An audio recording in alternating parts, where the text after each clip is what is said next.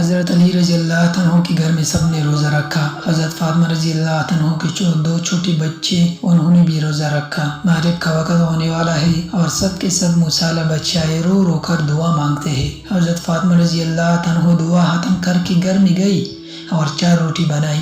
اس سے زیادہ اناج گھر میں نہیں ہے۔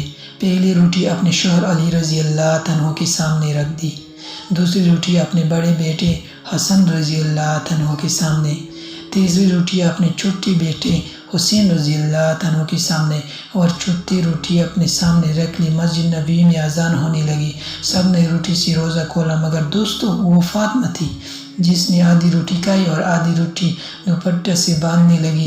یہ معاملہ حضرت علی رضی اللہ عنہ نے دیکھا اور کہا کہ اے فاطمہ، تجھے بھوک نہیں لگی؟ ایک ہی تو روٹی ہے، اس میں سے آدھی روٹی دوپٹے میں باندھ رہی ہو۔ فاطمہ نے کہا اے علی، ہو سکتا ہے میرے بابا جان کو افطاری میں کچھ نہ ملا ہو، وہ بیٹی کیسے کھائے گی جس کے باپ نے کچھ نہیں کھایا ہوگا؟ فاطمہ دوپٹے میں روٹی باندھ کر چل پڑی۔ ادھر ہمارے نبی صلی اللہ علیہ وآلہ وسلم مغرب کی نماز پڑھ کر آ رہے تھے۔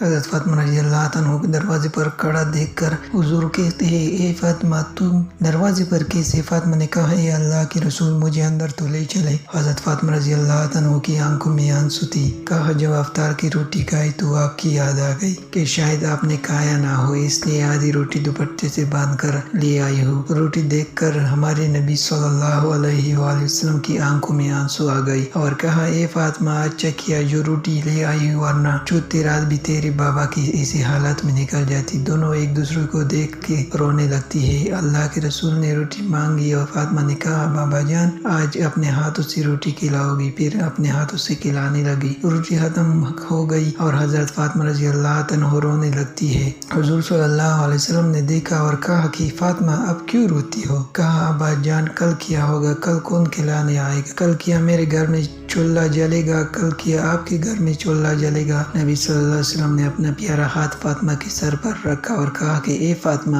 تو بھی صبر کر لے اور میں بھی صبر کرتا ہوں۔ ہمارے صبر سے اللہ امت کی گناہگاروں کا گناہ معاف کرے گا۔ اللہ اکبر۔ دوستو، یہ ہوتی ہے محبت جو نبی صلی اللہ علیہ وآلہ وسلم کو ہم سے تھی، امت سے تھی۔ یہ گناہگار امتی ہم ہی ہے جن کے لیے نبی بھوکے رہے، نبی کی بیٹی بھوکی رہی، اور ہم لوگ کیا کر رہے ہیں ان کے لیے؟ کل کیا قیامت کے دن میں اور آپ سب لوگ کیا جواب دیں گے؟